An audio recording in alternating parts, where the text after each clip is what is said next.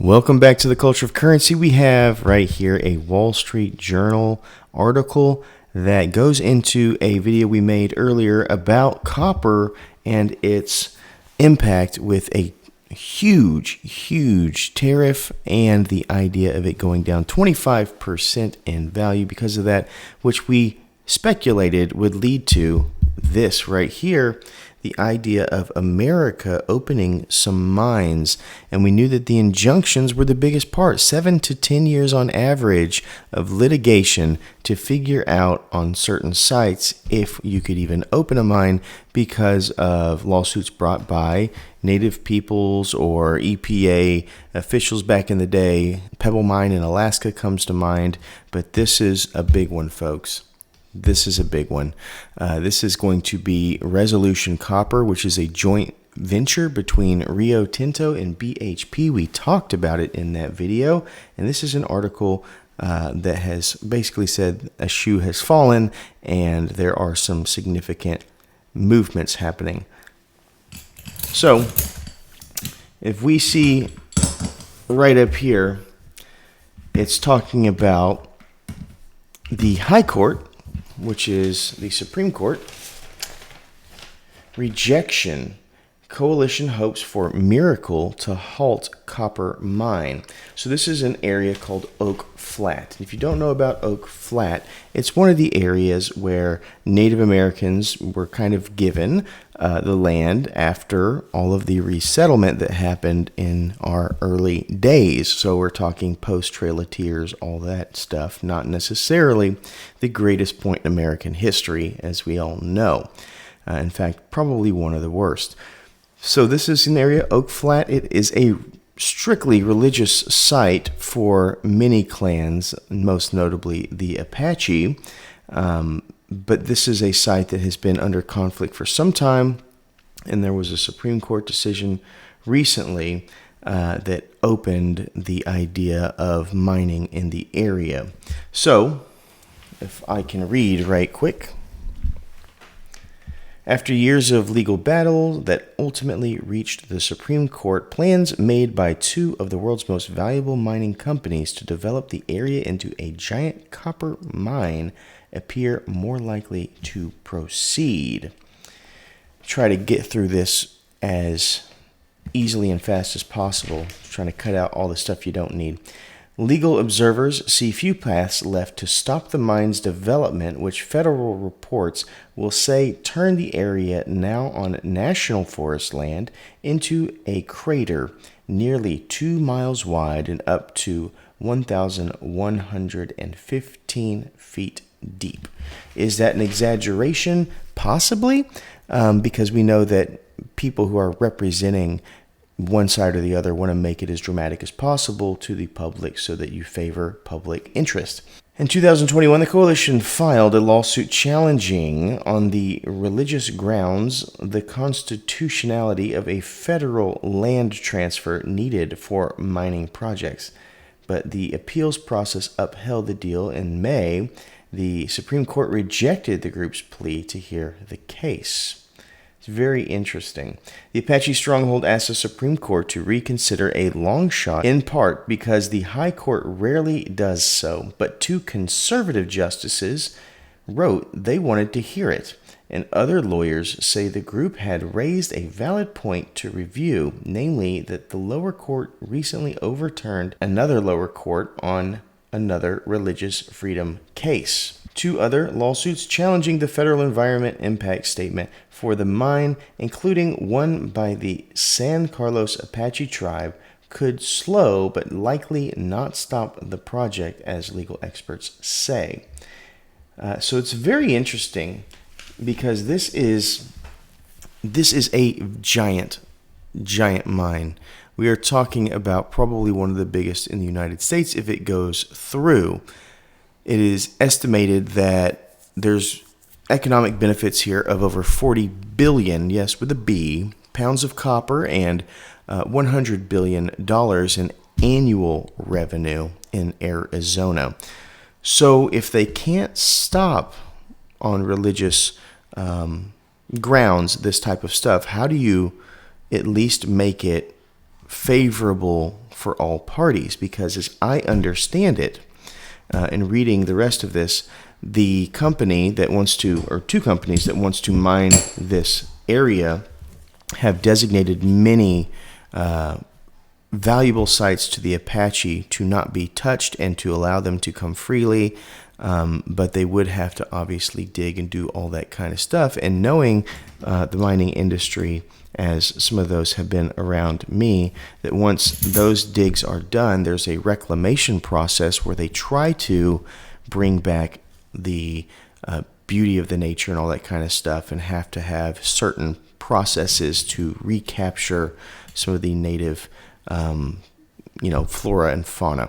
So it is interesting because there are two sides, both on and off the reservation, on this matter. One of them being that obviously we don't want our religious sites to be trampled on and that type of thing, but there are people within the reservation who are actually for it, because they know that in this area, which is an hour outside of a large city, they don't have jobs, they don't have resources, education is a problem. And if you remember my video over this silver coin right here, which comes from the Lakota tribe of the Sioux in the reservation in South Dakota, which, by the way, extremely valuable information that I found out there, you'll realize how the idea of reservations in many ways is a war of attrition, because a sovereign land is given to the native peoples, the resources are then restricted. And so, for example, the amount of tax dollars that go for the infrastructure of a highway outside of the reservation versus roads inside of the reservation are pennies on the dollar. And so anything inside the reservation is basically, you have to do it yourself. And there is so many issues, being it alcohol, crime, employment, education, that make it to where these lands slowly start to lose their population because you just can't survive well. And then eventually, if nobody's there, the government can come in and buy the land or recapture the land as it's no longer needed by the native people. So I absolutely understand the people, the Apache, that say, look, we really need jobs, and this would provide so many jobs, both in and off the reservation areas, the sacred areas. So that being said, the benefit in my eyes would be that we could go in and mine and not be as reliant on other countries for materials like copper, while also having the ability to employ, educate, and really help out financially a struggling population there in Arizona. Obviously, there's no winners in situations like this. There just aren't. But how do we make it to where it's fair to both sides, and for the ability for the financial infrastructure to be given to the people who had the land from a religious perspective?